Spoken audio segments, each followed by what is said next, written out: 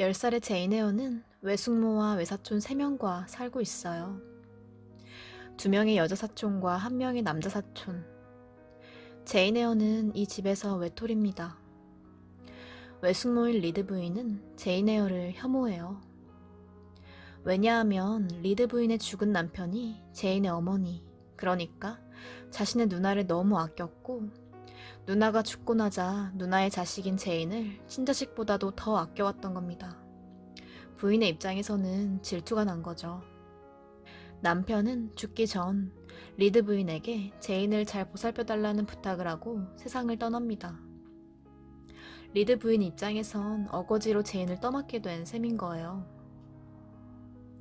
남자 사촌은 제인을 정신적으로, 신체적으로 학대합니다. 어느 날 제인은 서재에 꽂혀있는 영국 조류사라는 책을 꺼내 읽고 있었어요. 그걸 본 제인보다 4살이 많은 14살의 남자 사촌 존 리드는 왜 자신들의 책을 마음대로 보냐며 제인에게 책을 던져버립니다. 날아온 책에 맞아 넘어진 제인은 문에 부딪혀 상처가 났고 머리에서 피가 주룩주룩 흐르게 됩니다. 9살까지 제인은 갖은 가정폭력에 아무런 저항 한번 하지 않고 유순하게 지냈지만 이번만은 참을 수 없었어요. 고약한 심술쟁이 같으니라고. 꼭 사람 백정 같아. 노예 감독 같아. 꼭 로마의 폭군 황제 같아. 소리를 지르며 덤벼듭니다. 그리고 외숙모인 리드 부인에 의해 붉은 방이라고 불리는 저주받은 방에 감금이 돼요. 리드 부인은 혐오하는 제인을 추운 겨울 로우드 학교에 보내버립니다. 이는 제인 또한 무척 원하는 일이었어요. 자신을 싫어하는 외숙모와 외사촌들에게서 멀어질 수 있는 기회니까요. 로우드 학교는 일반 학교는 아니에요. 고아를 교육하는 자선학교인데 환경이 너무할 정도로 열악합니다. 제인이 본격적인 학교 생활을 시작하는 첫날의 아침 식사는 썩은 감자 같은 맛이 나는 탄 죽이었고, 점심 식사는 조막 감자와 상한 고깃점을 마구 섞어 만든 볶음 요리, 저녁 식사는 커피 한 잔과 갈색 빵 반 덩어리였어요. 의복의 퀄리티도 너무 후져서 추운 겨울 밖에 나갔다 오면 손과 발이 꽝꽝 얼었어요. 발이 부어올라 밤새 고통을 참아내야 됐고, 아침에는 퉁퉁 부은 발을 그대로 신발에 쑤셔 넣어야만 했습니다. 힘든 학교 생활에 적응해가던 중 제이는 조금 요상한 친구 헬렌 번스를 만나게 됩니다. 스케쳐드 선생의 역사 수업 중 쫓겨나서 큰 교실 한복판에 가만히 서 있는 벌을 받고 있는 헬렌 번스. 모두가 그녀를 주목하지만 그녀에게선 한치의 부끄러움과 괴로움, 슬픔을 찾아볼 수 없었어요. 그녀는 초연했습니다. 또 어떤 날은 스케쳐드 선생에게 회초리로 목을 12번 맞는 처벌을 받고도 표정 하나 바뀌지 않고 선생에게 순순히 순응할 따름이었습니다. 제인 에어는 헬렌 본스에게 물어봐요. 수치스럽지 않냐고, 화가 나지 않느냐고. 헬렌은 대답합니다. 피할 수 없는 경우엔 참고 견뎌내는 것이 의무인 거야. 참고 견뎌내는 것은 정해준 운명인데 견딜 수 없다고 투덜대는 것은 어리석은 허약한 소치인 거야. 죄인과 죄는 분명하게 구별돼. 죄를 미워하면서도 죄인을 마음속으로 용서해줄 수가 있단다. 이 신념을 가지고 있는 한 복수로 마음을 괴롭히는 일도, 타인의 타락에 혐오감을 갖게 되는 일도, 애매한 구박에 마음이 아스러지는 일도 없게 돼. 제인은 헬렌을 존경하고 좋아하게 됐지만 겨울이 지난 봄 헬렌은 앓고 있던 폐병으로 죽어버리고 맙니다. 그 후 제인은 학생 신분으로 6년, 교사 신분으로 2년의 시간을 로우드 학교에서 보냅니다. 로우드로 온 뒤 8년 동안 단 한 번도 이곳을 벗어난 적이 없었어요. 방학에도 언제나 학교에 머물러 있었죠. 제인의 세상은 오직 학교의 교칙, 교무, 습관과 생각하는 방법, 학교 내에 있는 사람들의 목소리, 얼굴, 옷차림, 또 좋아하는 것, 싫어하는 것이 전부였어요. 제인은 권태를 느끼기 시작합니다. 그녀에게 변화가 필요한 시점이었죠. 변화를 간절하게 원했지만 세상 물정을 모르는 제인은 어떤 방법으로 그걸 이뤄야 할지를 알지 못해 혼란스러워합니다. 깊이 그리고 긴 시간 동안 변화의 방법을 고민하고 또 고민하지만 해답은 나오지 않아요. 그리고 잠을 자기 위해 침대에 눕는 순간 기적이 일어납니다. 어떻게 하면 삶의 변화를 만들어낼 수 있는지에 대한 해결책이 생각이 난 거예요. 제이는 신문사에 구직 광고를 내요. 그리고 얼마 뒤 한 통의 연락이 옵니다. 제이는 현재보다 연봉이 2배인 가정교사로 취직이 돼요. 고요한 손필대에 위치한 3층짜리 고급 저택에서 10살의 아달러라는 평범하고 쾌활한 프랑스 소녀를 가르치게 됩니다.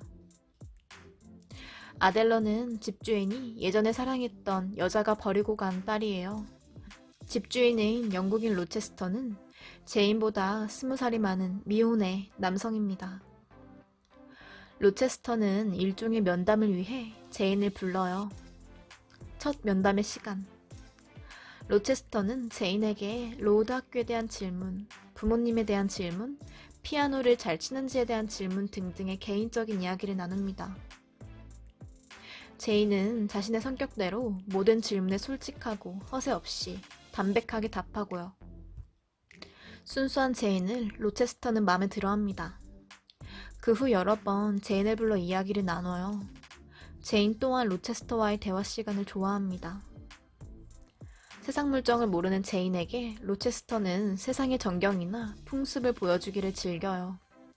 그리고 제인은 로체스터가 제공해주는 새로운 생각을 받아들이고 그가 그려주는 새로운 광경을 상상해보고 혹은 그가 펼쳐 보이는 새로운 영역을 마음속에서 더듬어보는 것에 크나큰 휘열을 맛보곤 했어요. 제인은 로체스터를 좋아하게 됩니다. 어느 날 밤 모두가 잠이 든 시간에 악마의 웃음소리 같은 소리에 제인은 잠에서 깨어나요.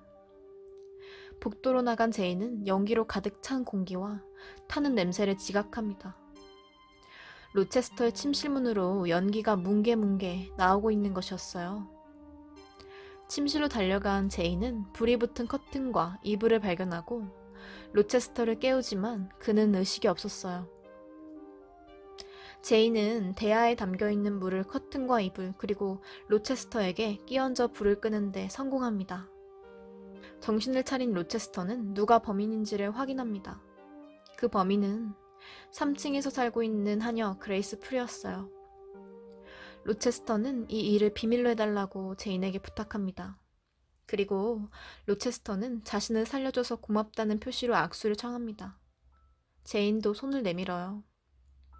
로체스터는 제인의 손을 두 손으로 잡으며 이렇게 말합니다. 아가씨는 내 생명을 구해주었소. 그렇듯 그 은혜를 빚지고 있다는 것이 나는 기쁘오. 그 이상 지금은 말을 더 못하겠소. 아가씨가 아닌 딴 사람이 이러한 은혜의 채권자로 나타났다면 나는 견딜 수 없을 것이요. 하지만 아가씨의 경우는 달라요. 거기서 받은 은혜가 짐으로 느껴지지 않으니까요, 제인.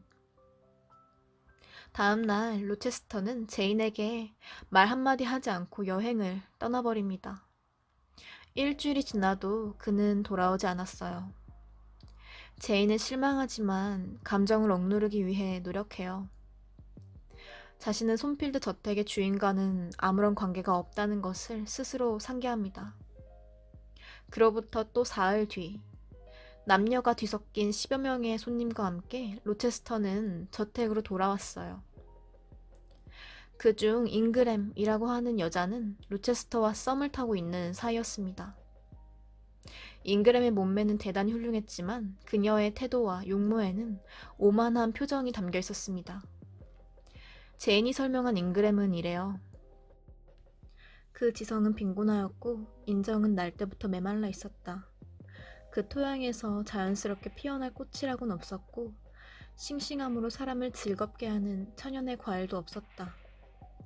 선량하지도 못했고 독창성도 없었고 책에서 얻어들은 그럴듯한 문구를 되뇌긴 했지만 자기 자신의 의견을 표명하는 일이라고는 없었고 또 자기 자신의 의견이랄 것도 가지고 있지 않았다.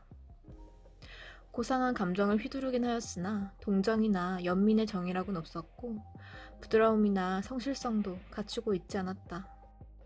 사람을 보는 눈이 뛰어난 로체스터 또한 잉그램의 이런 오만함을 잘 알고 있었어요. 그런 그의 모습을 보며 제인은 미래의 로체스터가 잉그램과 결혼하는 것이 자신이 알지 못하는 다른 이유가 있기 때문일 거라고 지레 생각합니다. 한밤중 3층에서 살려달라고 하는 굉장한 고함 소리가 들려옵니다. 로체스터는 제인에게 3층에 있는 로체스터의 손님인 메이슨을 간호해 줄 것을 부탁해요.